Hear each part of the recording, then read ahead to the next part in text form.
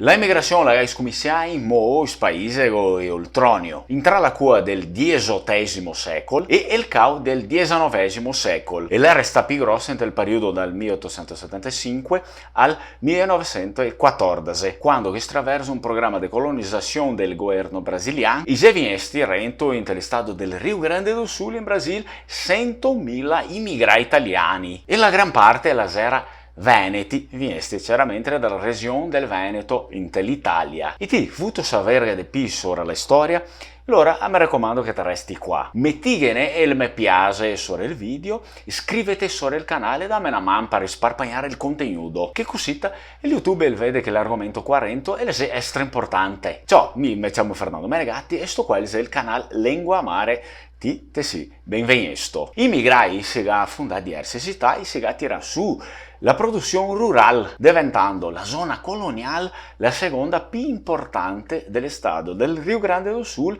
in tel XX secolo. Intanto, se ne fa su una nuova cultura adattando le antiche tradizioni a un nuovo ambiente. In questa città l'economia era ampiamente diversificata e se ne tira su delle grandi fasi ore che lega trasformare la filosofia dei paesi e anche ovviamente i rapporti sociali e del lavoro. Dall'iscomissio del Novecento i segni del progresso si spampanea, una etica del lavoro la che conduceva le costumanze, e intorno alle difendeste qualità degli immigrati italiani si sbrocchia fuori un discorso apologetico, discorso che il presente dell'immigrato fa l'eroe civilizzador, un fasedor di ricchezze che mai che si stufa, una croda della fede e modello di virtù. E sto rescaldo sostenesto e incoraggiato dal governo brasiliano per scaronia e li vi molà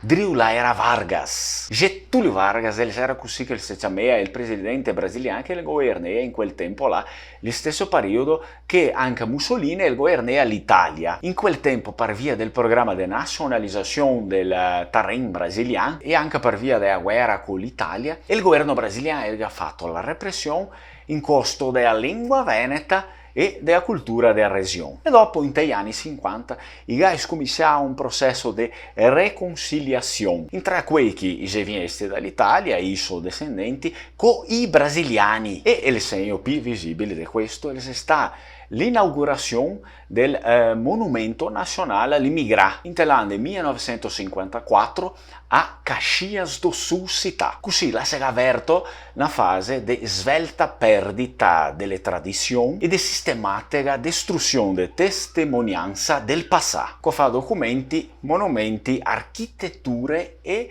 opera d'arte sacra. E se fino agli anni 40 quei che venivano dall'Italia rare volte si considerava brasiliani e tutto che si legava alle radici rurali e il posto da noi che venivano di qua l'era motivo di orgoglio. Adesso a quella che si facesse su una nuova identità che la si incrosasse veramente qui brasiliani, e questo essere brasiliano ufficiale prescritto per la regione di colonizzazione era essenzialmente lusofano urbano borghese e che il fosse verto all'innovazione. E così l'essere colono e la lingua veneta e tutta la cultura è diventata per le nuove generazioni motivo di vergogna. La riflessione pratica del programma di remodernamento è stata la crescita del settore industriale, col rendere di un tresso polo metalmeccanico che le si